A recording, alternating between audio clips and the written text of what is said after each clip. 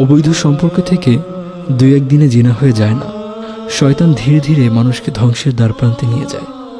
জিনা করার অনেক ধাপ রয়েছে, সবগুলো আলোচনা করা সম্ভব নয়। তবে এই ঘুণে ধরা সমাজে সবচেয়ে কমন উদাহরণগুলো নিচে আলোচনা করা হলো। জিনা বা ব্যভিচারের ধাপসমূহ। ধাপ 1, দূর থেকে দেখা, অন্যের কাছে একে অপরের প্রশংসা শোনা, মনে মনে পরিচিত হবার বাসনা লালন করা। ধাপ 2, হঠাৎ একদিন কোনো এক পরিস্থিতিতে কথা বলে ওঠা। প্রথমে প্রথমে কথা বলতে ইতস্তত বোধ করা, মনের বাসনা এই সময় তীব্র আকার ধারণ করে, আরও কথা বলতে, আরও চ্যাট করতে ইচ্ছা হয়। ধাপ 3, ধীরে ধীরে লজ্জার ব্যারিয়ারটা উধাও হয়ে যেতে শুরু করে, নিয়মিত মেসেঞ্জারে চ্যাট দেখাদেখি করা শুরু হয়।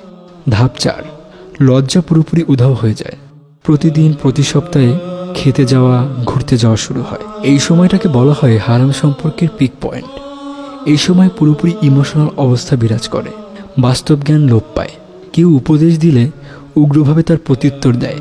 এখান থেকে কয়েকটি জিনিস হতে পারে, তবে সবচেয়ে কমন প্যাটার্নগুলো উল্লেখ করা হলো। প্যাটার্ন 1, ধাপ 5, এভাবে চলতে চলতে একসময় প্রকৃত জিনা হয়ে যায়। জিনা করার সময় মানুষের ঈমান থাকে না। ধাপ 6, অনেকদিন এভাবে চলতে থাকে, আস্তে আস্তে একঘেয়েমি চলে আসে, হয় ছেলে না হয় মেয়ে বর্তমান হারাম সম্পর্কে অনাগ্রহী হয়ে পড়ে, বিচ্ছেদ হয়। ধাপ 7, জিনা করে ফেলার পর ছেলে ধীরে ধীরে মেয়েদের পণ্যের মতো দেখা শুরু করে এবং একের পর এক মেয়ের সতীত্ব হরণ করে নিজেকে পশুর স্তরে নামিয়ে ফেলে, আর মেয়েরাও ধীরে ধীরে নিকৃষ্ট থেকে নিকৃষ্টতর হতে থাকে।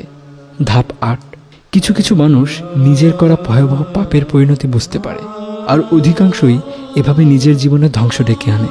প্যাটার্ন 2, ধাপ 5, এটি এদের প্রথম রিলেশন, কিন্তু কোনো কারণে কিছুদিন পরেই ব্রেকআপ হয়। খুব অল্প সংখ্যক ছেলে মেয়ে এ ধাপেই তার নিজের ভুল বুঝতে পেরে তওবা করে। ধাপ 6, মাঝে কিছুদিন গ্যাপ থাকে, এরপর একাকিত্বে ভোগার ফলে আবারও মনে এসব চিন্তা ঘুরপাক খায়। এভাবে গায়রে মাহরাম ছেলে মেয়েদের দিকে তাকাতে তাকাতে চোখের জিনা শুরু হয়। ধাপ 7, কেউ কেউ পর্ন এডিক্ট হয়ে ওখানে নিজের জীবন নিয়ে ছিনিমিনি খেলতে থাকে, আর অনেকে নতুন করে রিলেশনে ঢুকে হয় জিনা করে, না হয় এভাবেই চলতে থাকে।